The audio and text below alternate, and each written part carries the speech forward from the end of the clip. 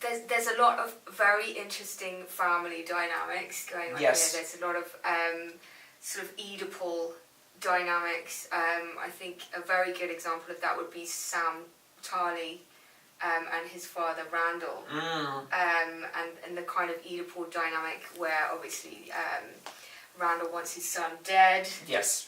Samuel's very enamoured with his mother, and they kind of there's conflict between them that is quite Oedipal in its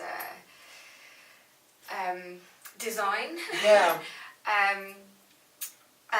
But I think there's something quite interesting about that sort of father-son legacy, this notion of kind of handing over the sword to your son as a kind of a phallic symbol. Yeah, absolutely. Which all of the great houses of Westeros do. They or most of them anyway have this sort of Valyrian steel sword that's kind of passed from father to son. But all Sam, the way through. Sam has to steal his sword. Indeed, so he's kind of stealing his like whatever we might term that object, that phallic object.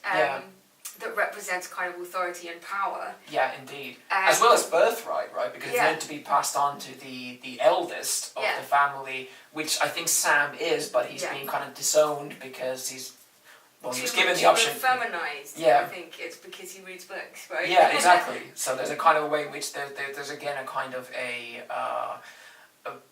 kind of a strike against that sort of paternal ruling. In the act of stealing the family sword, as he does in one of the latter series. But on this notion, I think you're right about the kind of way in which the books are kind of, and the show is sort of, one of the kind of central gears that keeps the story going is these kind of complex family relationships. Because you sort of mentioned that idea of the kind of the Oedipal relationship between Sam and his father, but there's also a kind of an Oedipal tension between, say, Tywin Lannister and Tyrion as well, that kind of follows a lot of those similar patterns. And let's not forget, obviously, that Tyrion kills Tywin with an arrow, which is another kind of phallic object. Yeah, absolutely. So we kind of have those moments. But then we also have these moments, or kind of these dynamics of paternal or kind of family links being formed without kind of blood ties. So I'm thinking about the kind of way in which Sam Tarly forms, like almost kind of gets a substitute father through Maester Aemon at the Night's Watch,